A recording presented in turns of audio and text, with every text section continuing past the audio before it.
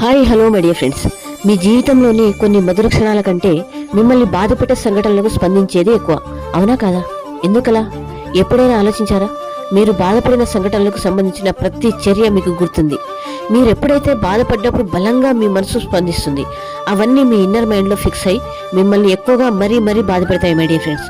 సంతోషానికి సంబంధించి మీ మెదడు పొరల్లో ఒక జీవరసాయనం స్రవిస్తుంది. కానీ బాధపడ్డప్పుడు మాత్రం మీ కండరాలు బలహీనంగా తయారవుతాయి. కాబట్టి ఇప్పుడు బాధపడడమా సంతోషపడడమా మీరే నిర్ణయించుకోండి. సంతోషంలో ఆనందం, ఆరోగ్యం అన్నీ ఉన్నాయి. అనుకోకుండా మీ అవసరాన్ని మించి డబ్బు లభించినప్పుడు ఎంతో సంతోషంగా ఉంటారు. అనుకోకుండా మీరు ఆరోగ్యంగా ఉన్నట్లు ఫీల్ అవుతారు. మనం ఏదైనా చేయగలమని నమ్మకాన్ని కలిగి ఉంటారు. కాబట్టి ప్రతి క్షణం డబ్బు, సంపద కొరకు మాత్రమే ఆలోచించండి మై డియర్ ఫ్రెండ్స్. అప్పుడే మీరు అన్ని రకాలుగా బాగుంటారు. Yes, wealth is health and abundance everything. ప్రతిరోజు చెప్పండి ఐ యామ్ అబాండెన్స్ అని.